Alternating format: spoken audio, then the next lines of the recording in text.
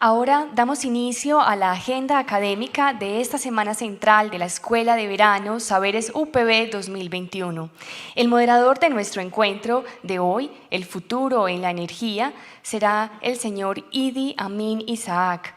Él es ingeniero electricista, especialista y magíster en ingeniería del área de transmisión y distribución de energía eléctrica de la Universidad Pontificia Bolivariana. Sean todos bienvenidos.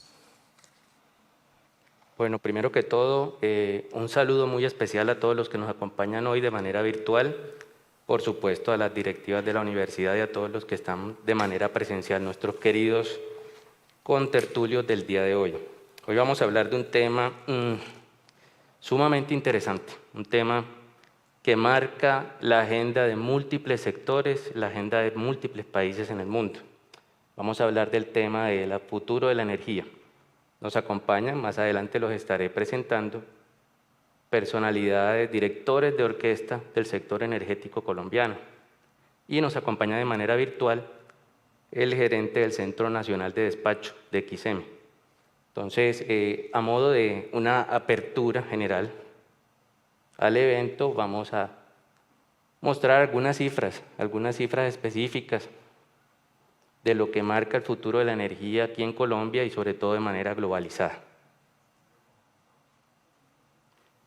Tenemos una situación que bien conocida por todos nosotros, un crecimiento poblacional bastante sostenido. A 2100 esperamos tener 11 billones de personas en este planeta, 11 billones de personas emitiendo gases de efecto invernadero de manera permanente, 51.000 millones de toneladas de gases de efecto invernadero al año. Eso es una cuestión crítica para la sostenibilidad ambiental y económica de todo el planeta en general. ¿Qué se está haciendo para ello? ¿Qué se está haciendo para frenar, para llegar a este famoso Net Zero Energy para todo el planeta? Simplemente voy a traer algunas cifras básicas que plantea Bloomberg NEF, que es la parte de Bloomberg encargada de toda la perspectiva económica del sector energético, que nos plantea 3 escenarios.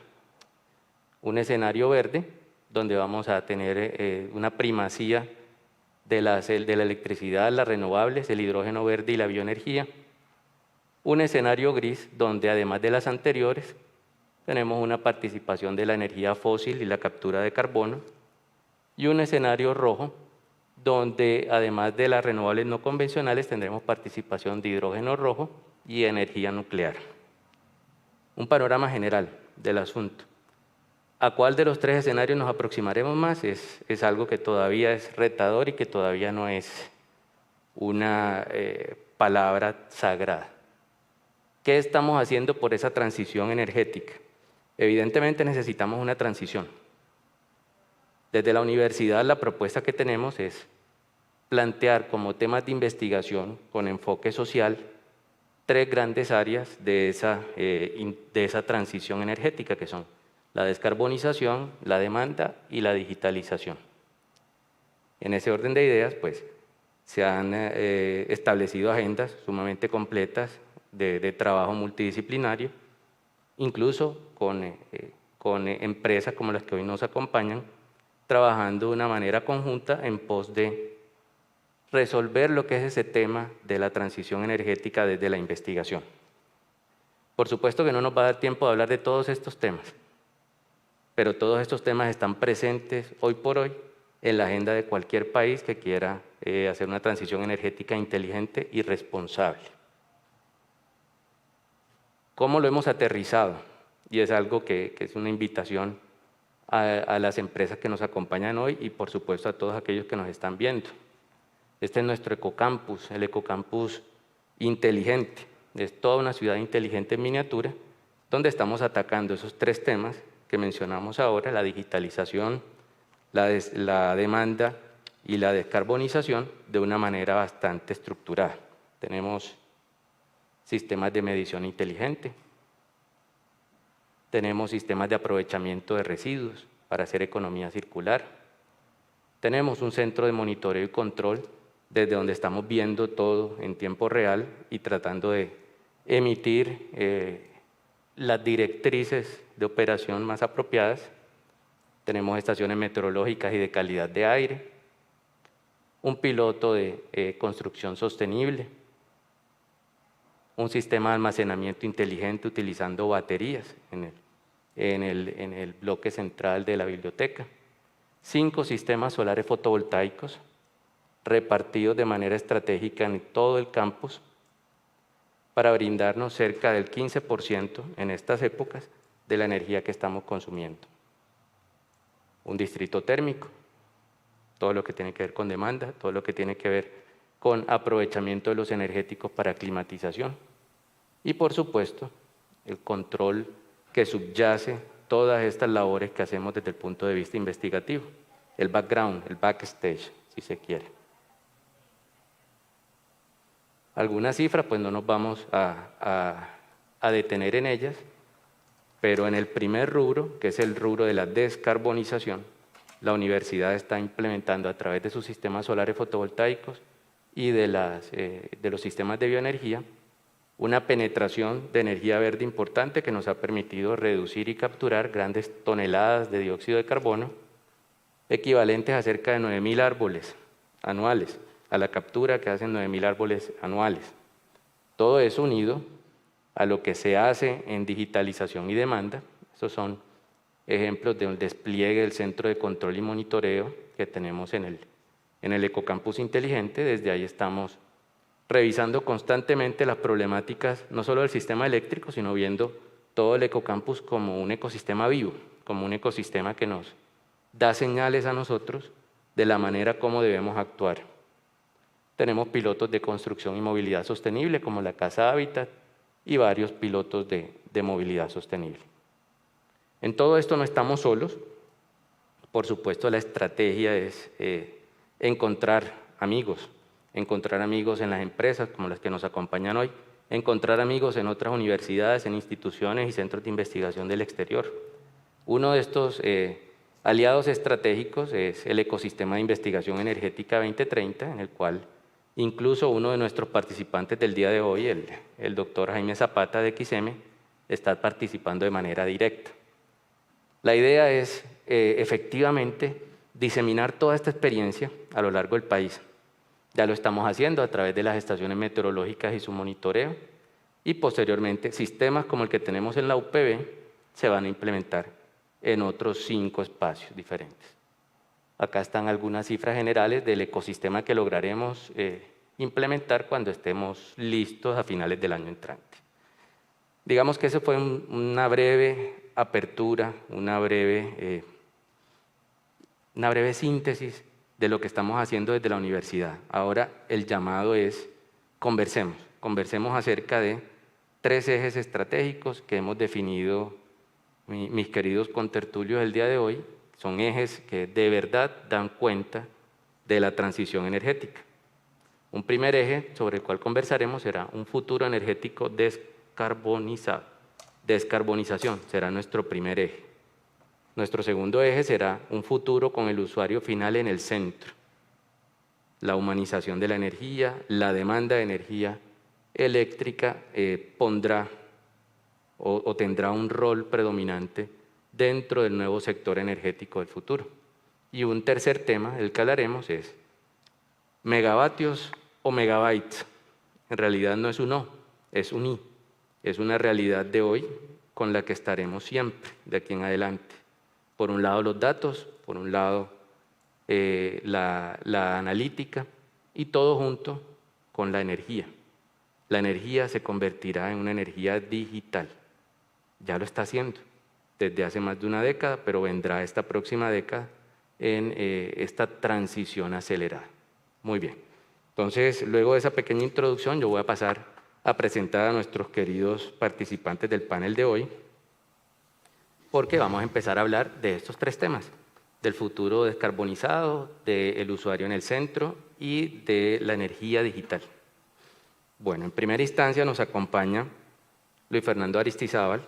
Luis Fernando es ingeniero electricista de la Universidad Pontificia Bolivariana, con estudios adicionales en sistemas de potencia en Estados Unidos y máster en administración de negocios, con énfasis en finanzas de la Universidad de AFIT. Luis Fernando actualmente se desempeña como gerente del Centro de Excelencia Técnica de Empresas Públicas de Medellín, donde tiene a cargo la Dirección de Estudios Especializados en Ingeniería, estudios de factibilidad de proyectos de infraestructura, definición de estándares y especificaciones técnicas e iniciativas de asimilación tecnológica y gestión de activos.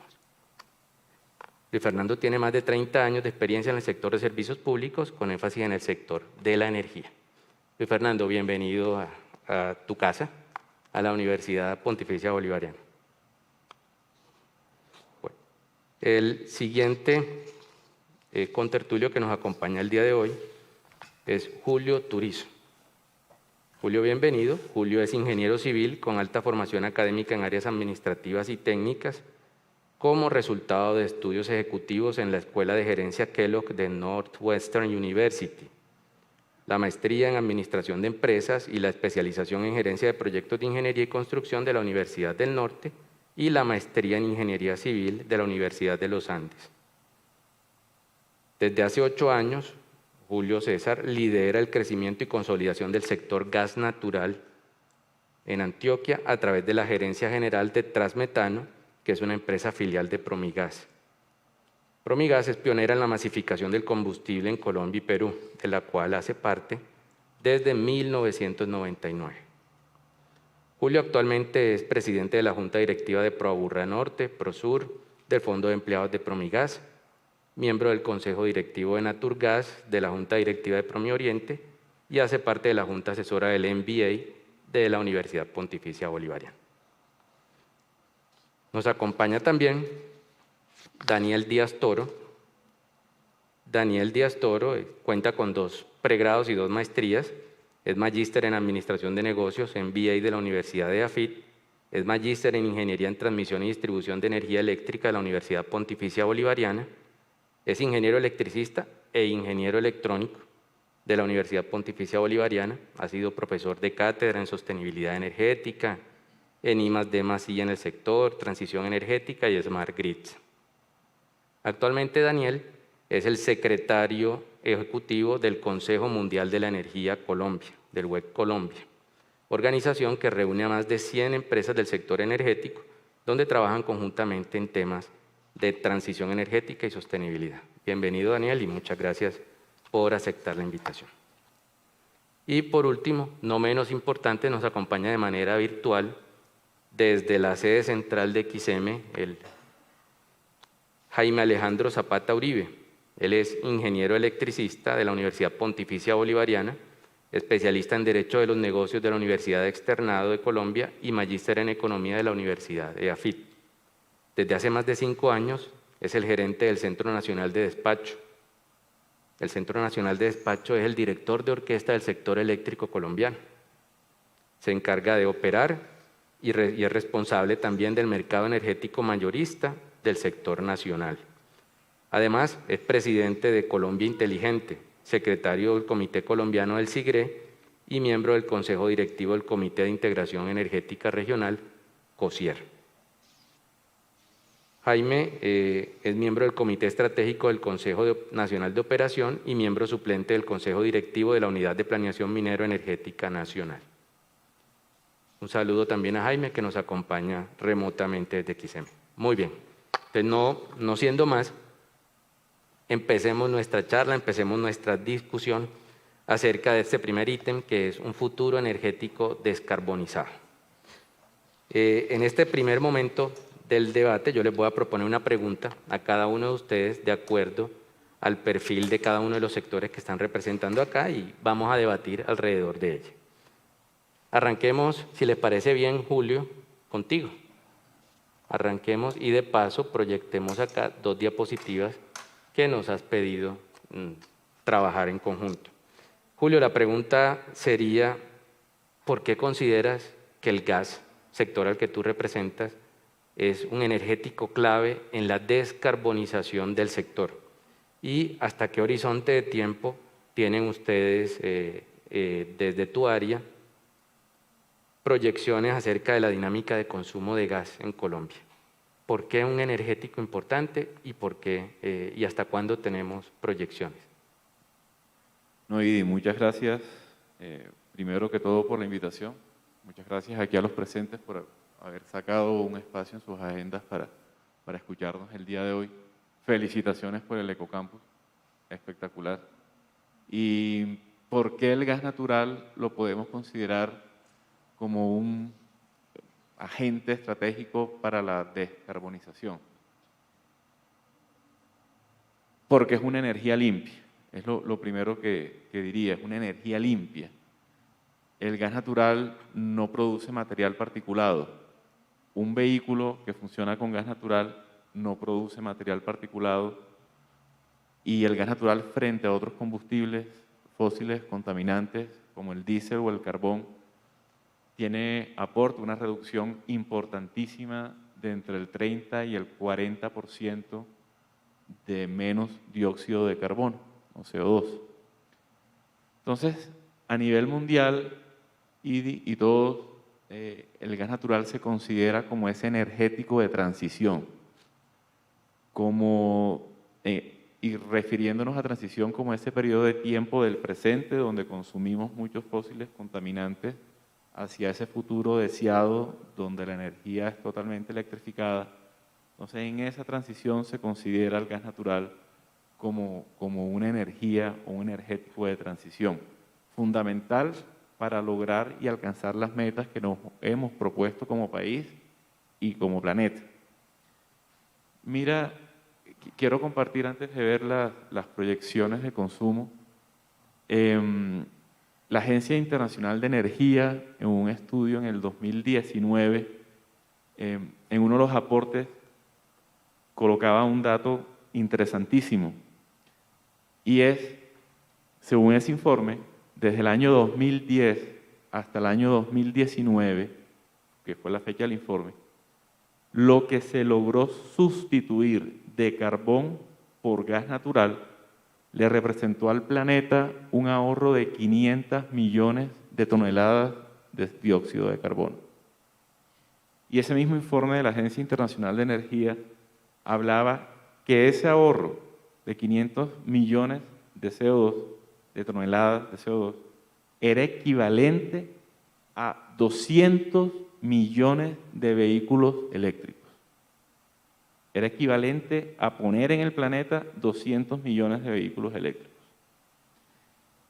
El parque automotor de Medellín tiene 1.300.000, 1.400.000 vehículos mal contados. Para facilitar la cuenta, hablemos de 2 millones, de un parque de automotor de 2 millones. Es decir, ese efecto que tuvo el gas natural por haber reemplazado al carbón era equivalente a reemplazar la totalidad del parque automotor de 100 ciudades como Medellín por vehículos eléctricos. Imagínense el esfuerzo que eso significaría. Entonces, un poco así ese comentario era para demostrar el efecto inmediato que tiene el gas natural en el ya, en el presente. Yo creo que el planeta no aguanta mucho tiempo para tomar decisiones en firme para poder lograr la descarbonización. Entonces tenemos que utilizar energéticos ya demostrados que nos ayudan a esto. Julio, como el gas ¿pero hay natural. suficiente gas? Sí, señor. Y es una buena pregunta, gracias, Idi, y creo que nos sirve de antesala a esto. Colombia actualmente consume 1.000.000 millones de pies cúbicos diarios de gas. Es decir, todos los días en Colombia se consumen 1.000 millones de pies cúbicos diarios. Y en los últimos balances que presentaba la UPME, nos hablaba de 7, 8 años, pero esos balances son hechos con las reservas que ya están probadas y que están siendo comercializadas. No son balances que tienen en cuenta ni las reservas probables, ni las posibles, ni los prospectos. Entonces, cuando uno toma todo el gas que tienen en el país, hay gas para muchísimo tiempo. Inclusive las mismas proyecciones de la UPME nos hablan de esto. Entonces, primero, como para mirar o tener una mirada a nivel mundial, les quise traer esta gráfica también de la Agencia Internacional de Energía. En la izquierda, en la torta de la izquierda, ustedes ven el consumo de energía térmica mundial en el 2019. En la derecha, la proyección que hace la agencia para el 2030. Fíjense que los únicos energéticos que crecen es el gas natural, que es la porción fucsia, y las renovables, que es el verde claro. Las otras decrecen. Y en Colombia, que es la siguiente diapositiva, Idi, por favor, la misma UPME en su último Plan Energético Nacional, publicado este año para revisión, esto es Colombia, también demanda total, y hacen una proyección hasta el año 2050. Igual, casi que la misma conclusión. Fíjense que los únicos energéticos que crecen en Colombia son gas natural y energía eléctrica.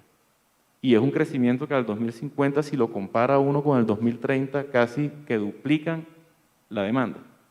Mientras los otros energéticos decrecen o se mantienen igual.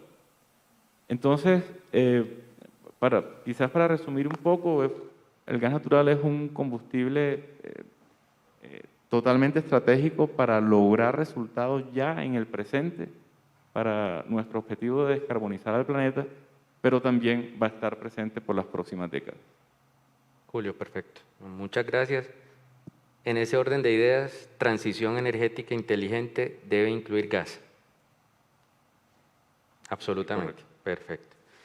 Daniel, vamos contigo. Daniel, tú vienes desde el WEC, desde el Consejo Mundial de Energía. Tienes una visión absolutamente holística, global, de lo que es el sector energético, no solamente nacional, sino mundial. Desde tu posición como organismo multilateral, supranacional, ¿cómo percibe el WEC, ya no el gas, sino otro energético muy relevante, que es el hidrógeno como vector del futuro? Muchas gracias, y antes que nada de la universidad por la invitación. Feliz de volver a la casa. Creo que ahí es interesante mirar ese rol que tiene el hidrógeno, inclusive más que mirarlo en temas de transición energética, por supuesto debe de estar, es mirarlo en términos de sostenibilidad. El hidrógeno claramente ayuda a balancear lo que en el Consejo Mundial de Energía denominamos como el triángulo de sostenibilidad energética, que está encabezado por la seguridad energética, seguido por la equidad energética y finalmente por la sostenibilidad ambiental. Nosotros vemos ese hidrógeno como un eje, como que está en el centro de esas tres dimensiones, puesto que de alguna manera puede ayudar a garantizar esa confiabilidad del suministro. Adicionalmente, pues nos va a ayudar a impulsar todo lo relacionado con las energías renovables, a reducir ese impacto en términos de huella del carbono y, por supuesto, impulsar temas de acceso en diferentes comunidades.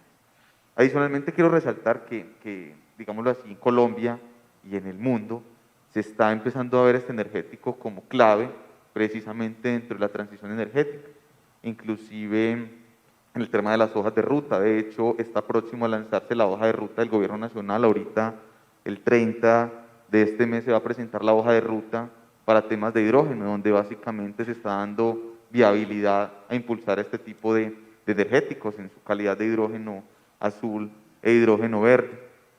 También quisiera resaltar que este energético pues tiene un impacto significativo en garantizar esa reducción de las emisiones de gas de efecto invernadero que tanto se requiere para hablar de estas carreras o las carreras a cero al año 2050. De hecho, la semana pasada el Consejo Mundial de Energía lanzó una publicación precisamente sobre el tema de hidrógeno, donde se logra observar un comparativo de las diferentes hojas de ruta para el tema de hidrógeno en diferentes naciones, donde por ejemplo en Latinoamérica se destaca la hoja de ruta de Chile ya publicada y pues la de Colombia que está próxima a realizarse. ¿Qué se concluye de estas hojas de ruta? Pues que básicamente ya los países están viendo mercados y oportunidades al año 2030, al año 2050 en la utilización de este tipo de energéticos, algunos de ellos inclusive con diferentes variaciones, en términos de que muchos de ellos lo están viendo como una oportunidad de vender excedente de energía, de exportar hidrógeno, y otros básicamente con su mercado interno y utilizarlo para abastecerse. Adicionalmente, uno de los mensajes interesantes que quisiera destacar el día de hoy de esa reciente publicación del Consejo Mundial de Energía afirma de que no podemos estar tan cuadriculados o tan encasillados en los tres colores de hidrógeno, en el hidrógeno gris, en el hidrógeno azul y en el hidrógeno verde. Recordarles pues que el hidrógeno azul es aquel que más se está utilizando en la actualidad, es proveniente de recursos fósiles. El hidrógeno azul, por ejemplo, tiene un impulso muy grande para temas como el gas y adicionalmente utilizando tecnologías de captura y almacenamiento de carbono, ya que el hidrógeno verde es aquel utilizado o generado por medio de excedentes de energía renovable. La mirada del Consejo Mundial de Energía afirma de que no podemos estar tan encasillados en los colores per se. La idea es mirar necesariamente cuál es el impacto, cuál es la huella de carbono de cada una de esas tecnologías, de cada uno de esos energéticos, y de alguna manera no desclasificar porque una tecnología o el uso de determinado recurso no caiga o no esté encasillado en determinado color. Entonces, básicamente, en proyecciones las vemos todas, en utilización, pues no nos quedemos por fuera, ya Colombia está próximo a tener su propia hoja de ruta, ya inclusive existe un gremio establecido en nuestro país para hablar de hidrógeno. Adicionalmente, vemos gran cantidad de empresas interesadas en empezar a trabajar en proyectos pilotos y aplicaciones de este tipo de recursos. Entonces, yo creería que aplicabilidad y potencial vemos todo. Perfecto, Daniel. No, muchas gracias y muy claro. Y de hecho, WEC ha sido un animador permanente con la mesa de trabajo de hidrógeno y es un punto que podemos charlar un poquito más adelante porque es un punto de convergencia del sector de la energía fósil, de los hidrocarburos, con el sector energético y la electricidad como tal. Bueno, Luis Fernando, bienvenido de nuevo. Tú vienes de EPM. EPM es la utility número 1 de Colombia y tiene sobre sí un peso específico de ser la pionera en múltiples desarrollos en pos de la transición energética. Digamos que en clave de eso, ¿qué se está haciendo en EPM por apoyar este proceso de transición energética, por montarse en este tren de la transición energética? ¿Qué tienes para contarnos de pronto al respecto? Bueno, muy buenos días a todos. Muchísimas gracias por la invitación. La verdad, muy honrado de estar de nuevo en mi alma mater. Bueno, EPM realmente ha sido, como tú dices, pionero en temas de sostenibilidad ambiental. Recordemos que en este momento la única planta eólica que existe en el país es la de Epirrachi, que pusimos en funcionamiento en el 2004, incluso ya estamos pues en temas de modernización y o desmantelamiento. Para mencionar pues solo un ejemplo, ¿en qué estamos ahora? Realmente me gustaría comentar que EPM definió una estrategia de ser carbono neutral a 2025. Es una estrategia pues muy audaz que va en línea con la estrategia de muchísimos países, incluso de Colombia, que se lo ha planteado a 2050 y que tiene pues varias implicaciones. La primera que quiero mencionar es que para ser carbono neutral hay que hacer 3 actividades fundamentales. Lo primero es medir la huella de carbono que dejan tus negocios, paso que ya hemos cumplido. Lo segundo es mirar qué estrategias se deben implantar para reducir esa huella de carbono y definir finalmente un horizonte. Ha sido muy interesante porque obviamente este era un tema pues muy controvertido en la empresa, pues una empresa que digamos como tradición de servicios públicos pues son realmente más de 100 años desde que en las distintas estructuras empezó todo el desarrollo de la energía en nuestra ciudad y en nuestro medio. Entonces, digamos, eso era romper un paradigma muy complicado. ¿Qué ha implicado también esta estrategia? Hemos implementado ya 2. Bueno, en los negocios, identificar, no solo medir la huella, sino identificar cuáles son las fuentes que dejan más huella de carbono, o sea, de dónde proviene esa huella de carbono en los distintos negocios para poderlo atacar. Se han clasificado por los negocios los 3 o 4 frentes más importantes que debemos atacar. Para mencionar pues algunos, por ejemplo, hemos identificado que el negocio de transmisión y distribución tiene que trabajar en las pérdidas de energía, en las pérdidas técnicas.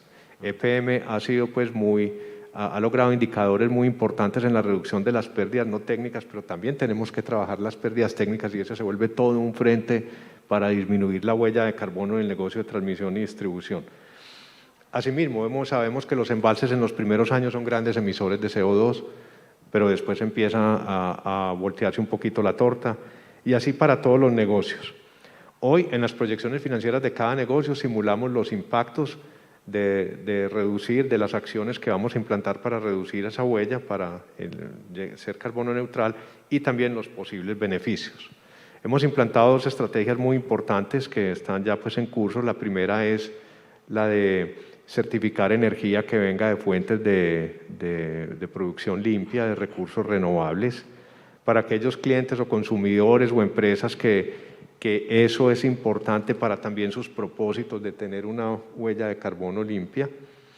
Y lo segundo, estamos pues en el mercado de certificados de energía renovable en un intercambio con las fuentes, pues inscribiendo algunas de nuestras centrales hidroeléctricas y Gepirrachi, que es eólica, inscribirlas en un mercado internacional para vender certificados de reducción de emisiones a quien los necesita para cumplir a su vez las metas que tenga en su propio país. Eso pues como un elemento importante y muy alineado con los objetivos que se han planteado para este espacio, para este panel. Estamos actualizando nuestros objetivos estratégicos, donde la transformación energética, como preguntas y como mencionas, pues es un factor central. Hemos definido también la energía circular, la movilidad sostenible, las ciudades inteligentes y la cuarta revolución industrial como parte de los ejes estratégicos de la empresa, lo cual es muy importante. Vamos a referir brevemente a cada uno de ellos. En movilidad sostenible seguiremos apoyando la ciudad en todo su proceso de electrificación del transporte público. Estamos involucrados en todo el proyecto de Metro de la 80, no solo con la alimentación desde el punto de vista eléctrico, de manera que aseguremos la confiabilidad y calidad del servicio, sino con el traslado de todas las redes de servicios que se impactan por este gran proyecto, que sin duda va a transporte de la zona occidental de la ciudad. Estamos también avanzando con las metas que se tienen de movilidad sostenible a nivel nacional. La idea es que a 2030 Colombia esté entre un 7–7,5% de vehículos, entre la mayoría de ellos eléctricos, pero también con alguna participación importante híbrida, participando del proyecto que busca sustituir buena parte de los buses que están pues con combustible diésel a transporte eléctrico o gas, también como un aporte importante a la movilidad sostenible. En el tema de los negocios ya tradicionales en generación, nuestro énfasis a futuro serán las fuentes renovables no convencionales de energía. Mantendremos la participación y la incursión en las centrales hidroeléctricas, básicamente de pequeñas centrales de generación. Y hemos enfatizado mucho, somos los segundos y con muy buenas perspectivas en el país, en la generación distribuida, en las ofertas y en la instalación de techos solares para clientes con dos connotaciones. Una de los que se ofrecen a la industria y los activos que se ofrecen a los grandes centros comerciales o las grandes superficies, etcétera, y otro de las ofertas que se hacen en modalidad de PC a los pequeños clientes, porque aquí un factor importante es que garanticemos que los clientes y que el mercado masivo pueda tener acceso a futuro a todas estas tecnologías, que no se nos quede nomás en los grandes consumidores. En el tema de transmisión y distribución, la modernización de las redes de EPM ya están llegando pues a un nivel de vida útil que exigen un cierto ritmo de reposición importante. La idea es entender que estas redes son la plataforma eficiente no solo para los flujos de energía, sino de información a futuro y permitir conectar de manera eficiente otra vez a todos estos actores. Entonces tenemos iniciativas de automatización de las redes, modernización del centro de control con criterios de interoperabilidad, subestaciones digitales, el almacenamiento, no solo el tradicional, sino el de hidrógeno, aparecen en la ruta de la empresa a futuro. Obviamente hay que evaluar las oportunidades y la aplicabilidad de cada tecnología. Y quería destacar una tecnología importante que es la de los FACTS, que son sistemas flexibles de transmisión de corriente alterna, que ya estamos haciendo unos pilotos bastante exitosos y que va a permitir también disminuir el impacto en el ambiente por este tipo de tecnologías, comparado con lo que sería reemplazar una línea de transmisión existente, repotenciarla, poner torres más pesadas y conductores más... Hay uno en la subestación Envigado, ¿cierto? ¿Qué estamos haciendo en la subestación Envigado? Sí, señor. Envigado. Bien interesante ese proyecto. Así es. Para no extenderme mucho, simplemente mencionar el de economía circular. Somos unos actores muy muy protagónicos con el Consejo Colombiano de Construcción Sostenible. Inicialmente, antes de que hubiera una norma, trabajamos en un manual interno que aplicamos al interior de la empresa. La idea es aprovechar los elementos que resulten en las construcciones entre los distintos proyectos, hacer una adecuada disposición de los residuos de construcción y sobre todo en los proyectos locativos, porque obviamente tenemos que construir pues sedes administrativas, sedes operativas, bodegas, despachos, etcétera. Dos elementos muy importantes. El primero es el de combinar temas de bioclimática, de diseño óptimo para disminuir la demanda de aire acondicionado, de iluminación eficiente, paneles solares donde haya posibilidad de hacerlo. Me parece importante mencionar que en el proyecto que está en este momento en diseño de una nueva sede operativa en Apartadó, para todo lo que es los servicios que tenemos en la zona de Urabá, vamos a tener una sede en madera que proviene de nuestros propios bosques que ya están maduros y que permiten pues reutilizarse allí con todo el diseño sostenible, incluyendo la parte de reuso de agua. O sea que para nosotros la construcción sostenible es un elemento muy importante de todo este tema de descarbonización, porque normalmente pensamos solamente en las fuentes renovables de energía, pero hay muchísimas más cosas por hacer. Claro que sí, Luis. Muchas gracias y muy amplio pues el portafolio. Vamos con Jaime Alejandro. Jaime, ¿nos escuchas bien en este momento? Muy bien, Idi, un gusto saludarte. Jaime. Muy bien, Idi, escucho muy bien. Idi, escucho muy bien. Jaime, buenos mira, días. Particularmente tenemos un reto importantísimo y es, vamos a ingresar grandes renovables a la red, eso está claro, pero la cantidad ha sido desbordante. Hay muchos proyectos que han solicitado su conexión en este momento.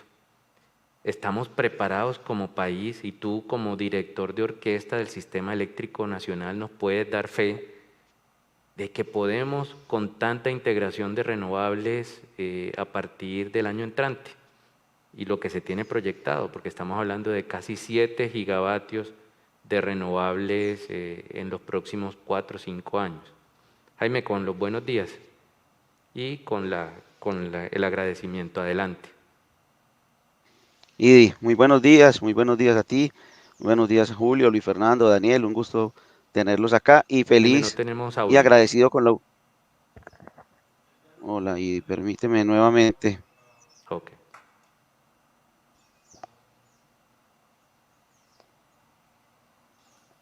Adelante, Ahora sí, Jaime, Idi. a ver si ya tiene señal. Hola, Idi. No, entonces yo creo que Idi, vamos a ahora intentar resolver el problema técnico y volveremos con Jaime en un momentico. Jaime, Idi, ¿me escuchas ahí? ¿Ahora me escuchas bien? Sí, señor. Ahora. Ok, Idi. Gracias, Idi, un gusto saludarte. Un gusto saludar a Daniel, Luis Fernando, Julio.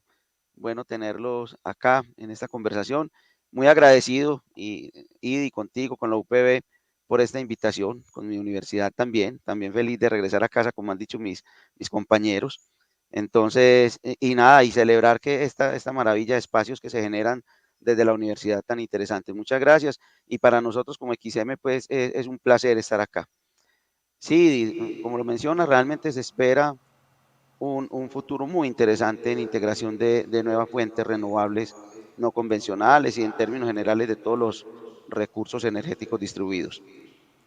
Nosotros como operadores del sistema, desde hace más o menos 5 años, nos venimos preparando de manera intensiva para integrar todas estas nuevas tecnologías y todas estas nuevas tendencias. Inicialmente, estamos hablando de los años 2016, 2017, comenzamos unos convenios con operadores de sistemas y administradores de mercado de otros países, con institutos de investigación a nivel internacional y especialmente institutos que hubieran aportado o apoyado mucho la integración de estas nuevas tecnologías en otros países. Entonces, buscando con todo esto como adquirir ese conocimiento necesario para la integración de todas estas fuentes a nuestro sistema colombiano. El objetivo principal de todo esto fue aprender de los mejores y aprender de los errores que ya otros habían experimentado para tratar de evitar que esto mismo ocurriera en Colombia. ¿Sí? Creo que ha sido un punto muy interesante, un punto muy a favor con la integración que hemos venido teniendo hasta el momento y con lo que se ha venido desarrollando, porque de alguna manera ha sido seguro, nos ha minimizado riesgos, nos ha minimizado costos. Entonces, definitivamente, en la medida que podamos mantener esta tendencia, creo que podemos obtener una integración muy segura, confiable y económica, desde todo el sentido de la palabra.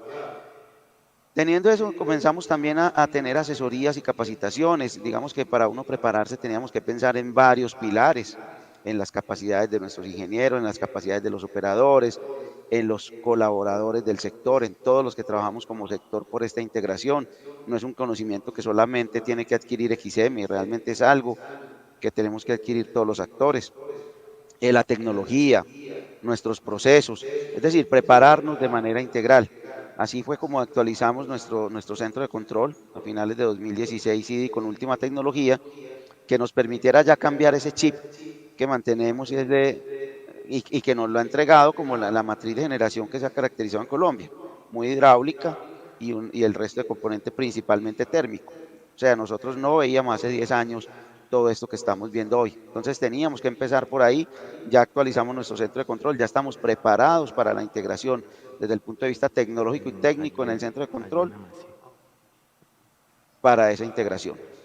Adicionalmente, tuvimos que desarrollar herramientas, por ejemplo, el tema de diseño de pronóstico de generación eólica y solar, pronósticos que no hacíamos en Colombia, rediseñar el tema de las reservas operativas, incorporar estudios de flexibilidad. Fue ahí y ese punto era el que quería dar un detalle importante, por lo que mencionas. Hoy hay una cantidad de solicitudes en los diferentes operadores de red para integrar estas nuevas tecnologías. Realmente es la UTME quien da el concepto de conexión, indica cuántos megavatios se pueden conectar y en qué lugar, ¿sí? Y nosotros vamos apoyando con esos estudios de flexibilidad del sistema, de indicaciones, para ver que eléctricamente y energéticamente podamos soportar estas instalaciones. Hoy pues podemos decir que ya tenemos estudios con integración de cerca de 7.000 megavatios, pero realmente estamos vislumbrando a 2024 cerca de casi que duplicar nuestra capacidad efectiva neta hoy en Colombia, que son cerca de 17.500 megavatios. Entonces a 2024 ya estamos hablando que podemos tener una integración cercana a los 16.000 megavatios de renovables no convencionales. Estamos preparados y aquí hay un punto importante, también depende de las redes, que dispongamos de las redes para poder sacar esta energía y ahí toma importancia los proyectos que se vienen desarrollando, especialmente en el Caribe, especialmente en La Guajira también, porque es allí donde más, digamos, más cantidad de, por lo menos de generación eólica, vamos a tener conectada en nuestro sistema. Entonces es algo integral que tenemos que ir acompañando permanentemente para garantizar que lo podamos hacer. Jaime, Simplemente para interesantísimo. cerrar, sí. Parte de Te iba a Victoria, cerrar algo entonces. Sí, la verdad vamos muy bien. Yo creo que el sistema se está preparando para esto. Hemos contado con el tiempo, lo hemos hecho de manera oportuna y creo que esto nos facilita las cosas. Perfecto. ¿Te parece si encadenamos contigo el siguiente elemento, que es el elemento de la digitalización? Porque Claro sin que lugar sí. a dudas, si hay algo que es digital, automatizable, es el centro de control del país. ¿Tú crees que en algún momento la digitalización permeará tanto el sector que un centro de control será 100% automático? Súper la pregunta ahí.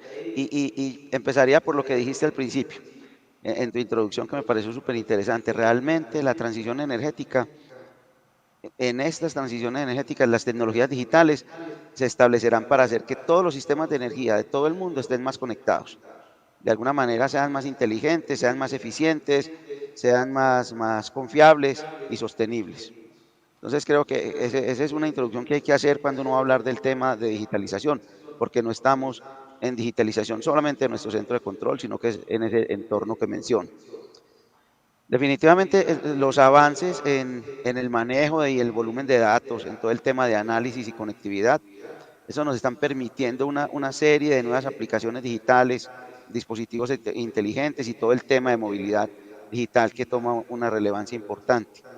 Obviamente, todas estas tecnologías y todas estas nuevas tendencias pueden reducir el consumo energético y fomentar la eficiencia energética, pero también podrían inducir efectos de rebote que aumenten el uso general de energía. Entonces aquí hay que mantener un equilibrio y muy interesante. Yo sí creo que los sistemas de energía digitalizados en el futuro podrán identificar de una manera muy óptima quién necesita energía y entregarla en el momento adecuado, en el lugar adecuado y al menor costo, que en últimas también es, y tú lo mencionaste muy bien, el usuario en el centro. Y así tenemos que pensar. Entonces, pensar en el usuario en todo, en información oportuna, información verídica, información que le permita tomar decisiones en tiempo real y al menor costo. Muchas gracias, Entonces, Jaime. la digitalización está mejorando, Idi, para cerrar, la productividad, la seguridad, la accesibilidad y yo diría que la sostenibilidad de los sistemas eléctricos. Quería unirlo de sostenibilidad porque lo mencionaba Daniel y creo que es un punto que tenemos que también tener en el foco. Entonces, posiblemente siempre vamos a necesitar la intervención del humano, lo ha demostrado la robótica a nivel mundial. Siempre hay algo que hacer, pero un gran porcentaje de automatización sí se puede obtener, Idi. Perfecto, Jaime, muchas gracias. Y les voy a rogar esta segunda etapa del conversatorio muy puntuales para alcanzar a escucharlos a todos porque está valiosísimo todo lo que estamos hablando acá. Hablaba Jaime en este momento de la digitalización, de la demanda en el centro, la persona en el centro. Yo quiero hacer un enlace bien bonito y bien interesante con Daniel porque el último monitor temático que lanzó el WEC tenía como título Humanizing Energy. Ese tremendo título con el cual desde la universidad suscribimos 100% el simple encabezado. Daniel, cuando hablan de la energía, la humanización de la energía, ¿a qué se refieren en el WEC? Ahora que hablamos de digitalización por un lado, humanización, vamos a poder hacer el merge, vamos a poder hacer esa combinación. Muchas gracias, Idi. Pues efectivamente es nuestra, digámoslo así, nuestro nuevo horizonte. De hecho, siempre el Consejo Mundial de Energía hablaba de 3 drivers o 3 impulsores de la transición energética: la descarbonización, la descentralización y la digitalización, muy similar a lo que presentas acá, Idi, en esta diapositiva, pero vimos la necesidad de hablar de un cuarto driver, que básicamente es la demanda, o humanizar esa demanda. Básicamente tenemos que pensar en servicios energéticos hechos para el consumidor. Tenemos que dejar de ver el usuario, de dejar de ver esa demanda como el último eslabón de la cadena. Tenemos que colocarlo en el centro. Primero, para la toma estratégica de decisión. Segundo, para que utilice todos esos servicios disponibles que se están generando en temas tecnológicos, en también, digámoslo así, tener en cuenta cuáles son los aspectos culturales de todas las personas cuando les llegamos con determinada solución. No es necesario simplemente conocer un despliegue, una inversión, un proceso tecnológico, sino enseñarle, capacitarlo, ponerlo en el centro. Es básicamente para él que se están haciendo esos servicios, pero también concientizarlo de cuáles son esos beneficios que él va a recibir y cómo puede participar activamente de ellos. Se requiere del consumidor porque apuntaría a utilizar todos esos servicios desde el punto de vista de la digitalización, adicionalmente utilizando gran cantidad de aplicaciones descentralizadas y por supuesto es el usuario final el que va a decidir si utiliza o no o impulsa o no determinado tipo de tecnología con bajas emisiones de gases de efecto invernadero. Entonces es necesario para poder dar esta transición energética. Entonces vemos como una necesidad de primera mano hablar de humanizar la energía, básicamente, y hablando de todo tipo de energía, no tener en cuenta solamente energía eléctrica, cuando a veces se puede tener ese sesgo, sino hablar de todo tipo de energía. Básicamente están hechas para ello. Es básicamente movernos hacia una economía más de servicios, servicios hechos para el consumidor y que realmente ese consumidor pueda decidir cuáles son aquellos que más le favorecen dependiendo de sus necesidades. Muchas gracias. Muchas gracias, Daniel. Y eso me da pie, ahora que hablabas de cualquier tipo de energía, para mencionar el gas. Julio, desde el sector gas, la digitalización, ¿cómo se percibe? Bien puntual, una gran revolución, particularmente ¿en qué temáticas? Y yo quisiera partir de lo último que comentaba Daniel, de siempre tener presente cuando hablamos de futuro de energía a todas las energías. Porque efectivamente a veces en estos debates de futuro de energía nos quedamos centrados en el tema de energía eléctrica. Pero la energía térmica es un componente o un porcentaje muchísimo mayor que el total de la energía que se consume en el mundo y en Colombia. Te pediría, Idi, si puedes colocar, les quiero compartir una gráfica que construimos con ayuda de nuestro Centro de Investigación e Innovación de Energía y Gas, y es un diagrama de flujo tipo Sankey, donde los espesores de las líneas corresponden a la proporción. Entre más gruesa es mayor la proporción. Y en esta gráfica, que es de Colombia, de tanto producción como consumo total de energía en Colombia, vemos a la izquierda cómo se produce la energía en Colombia. Carbón, petróleo, gas, hidro, renovables, electricidad.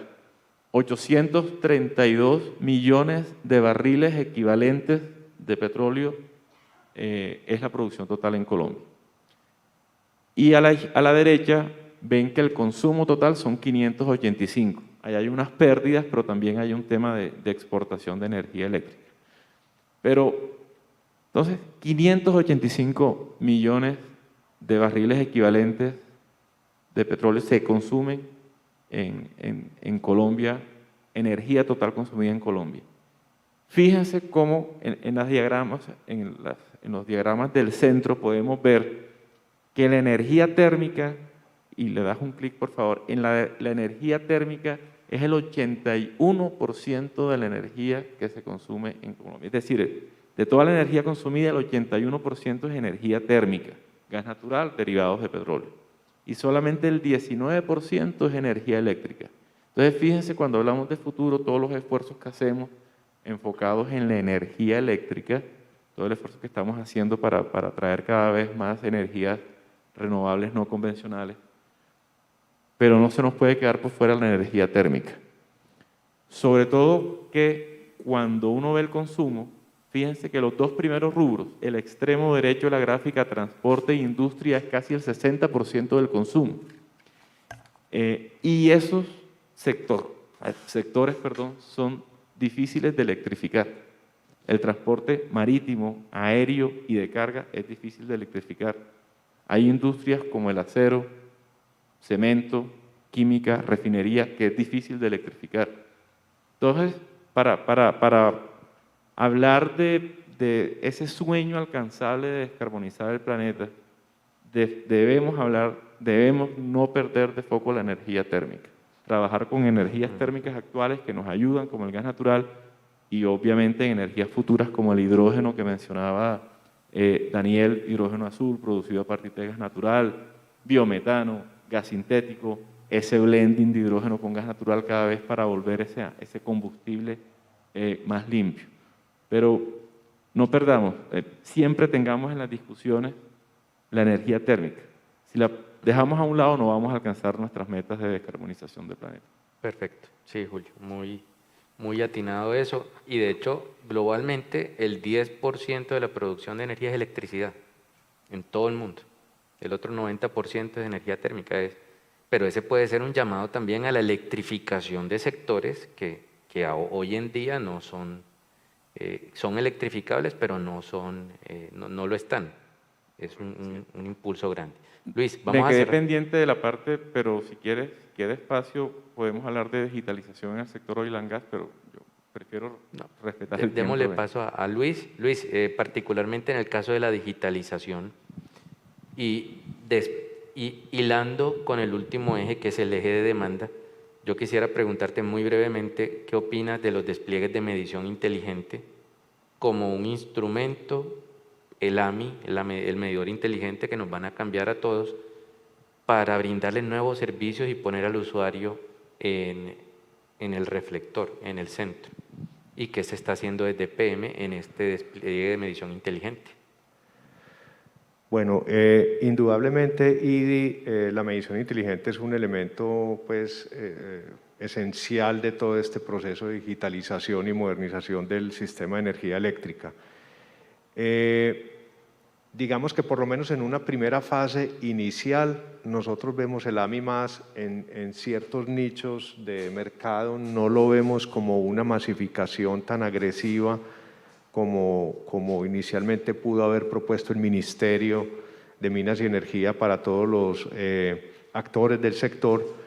Y estamos trabajando, pues llevamos un año, casi un año, trabajando con un consultor para definir nuestros programas pilotos y de despliegue del AMI en Colombia.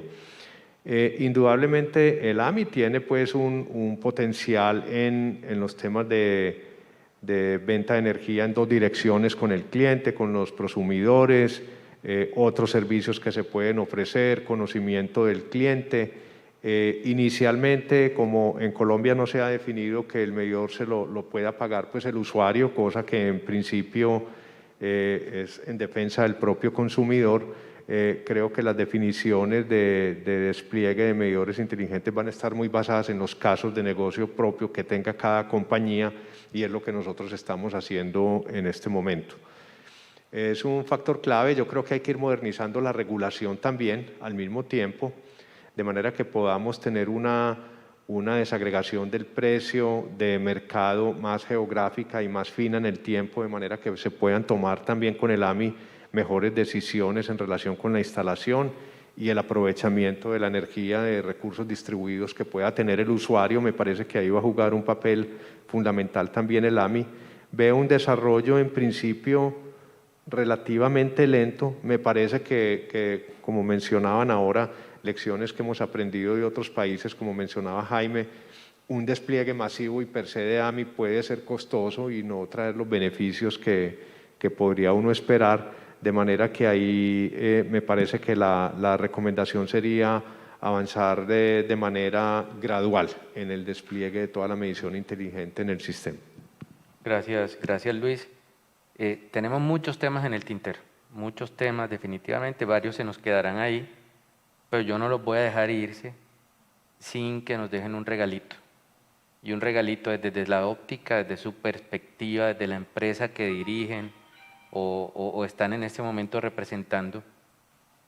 El perfil del ingeniero en energía del futuro, para nosotros que somos una universidad encargada de formarlo.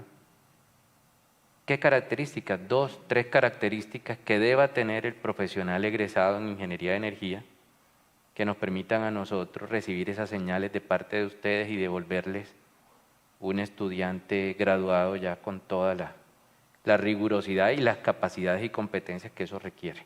Entonces yo les voy a pedir con mucha brevedad que nos planteen eso, nos dejen de regalo eso. ¿Qué esperan del ingeniero en energía graduado en pos de sus empresas? Empecemos directamente por ti, Luis.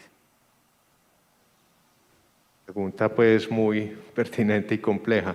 Así brevemente, yo esperaría una persona crítica, con una visión muy integral, no solamente un especialista en una de las ramas de la ingeniería, sino con una visión muy integral, con mucha claridad de su rol en la sociedad, con mucha claridad, y como se ha repetido aquí en varias oportunidades en este panel, muy humano. Muchas gracias, Luis. Julio. Ustedes en la presentación de la escuela de verano hablaban de retrofuturos, o hablan de retrofuturos, y este enfoque que le dan de retrofuturo como me gusta muchísimo, que es tradición e innovación para la transformación. Y nos pedías una competencia, y me voy a quedar con una competencia tradicional, que yo creo que nunca va a pasar de moda y nos hace falta ahora y nos hará falta siempre, es pensamiento crítico. Debemos tener pensamiento crítico. Cuando lleguemos a nuestros trabajos, ¿por qué hacemos las cosas así? ¿Por qué este procedimiento es así? ¿Por qué no lo podemos hacer diferente? Entonces, yo me quedaría con esa competencia tradicional, clásica de pensamiento crítico. Pensamiento crítico, muy pertinente. Daniel. Yo haría, digámoslo así, un poco énfasis en términos de que se requiere un profesional adaptativo. Estamos viviendo, y el tema hoy ha sido transición energética, un cambio. Básicamente se requieren personales que se adapten, profesionales que se adapten rápidamente a estos cambios que indudablemente se están dando en el mercado, que puedan trabajar en nuevos modelos de negocio que posiblemente hoy ni siquiera conocemos o que no nos imaginamos. De hecho, la Agencia Internacional de Energías Renovables afirma que para el año 2030 se tendrán alrededor de 30 millones de empleos nuevos generados sobre esa transición energética, alrededor de 42 millones de empleos nuevos para el año 2050. ¿Eso qué requiere? Requiere mano de obra calificada y, por supuesto, que se adapte a esos cambios que se están presentando en el entorno. Adaptabilidad, Daniel. Muchas gracias. Jaime, ¿cuál es tu aporte en ese aspecto? Yo creo que se pueden complementar varias cosas. Primero, comparto lo que mencionaban mis compañeros.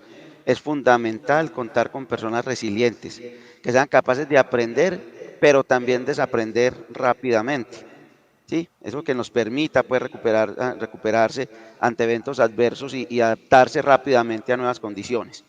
Como nos decías en la pregunta, nosotros, por ejemplo, desde el Centro Nacional de Despacho, desde XM, estamos trabajando mucho algunas capacidades culturales como la excelencia, la transformación digital indispensable en los ingenieros, adaptabilidad, corresponsabilidad, agilidad y simplicidad. Y creo que eso son principalmente, obviamente con unos pilares que siempre lo hemos hablado, la ética, el compromiso social y la corresponsabilidad.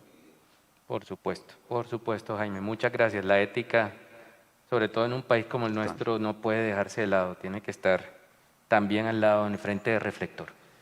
Mis estimados contertulios, ha sido un verdadero placer conversar con ustedes. Como siempre se nos queda corto el tiempo, pero ya tendremos múltiples ocasiones para debatir estos temas tan interesantes. Yo les quiero agradecer en nombre de la Universidad Pontificia Bolivariana, de la Escuela de Verano, esta participación. Esta es su casa, vuelvan cuando quieran. Muy enriquecedores, Jaime, también todos los aportes que hemos recibido el día de hoy. Mil gracias y vuelvan cuando quieran. Gracias a ustedes. Chao, gracias.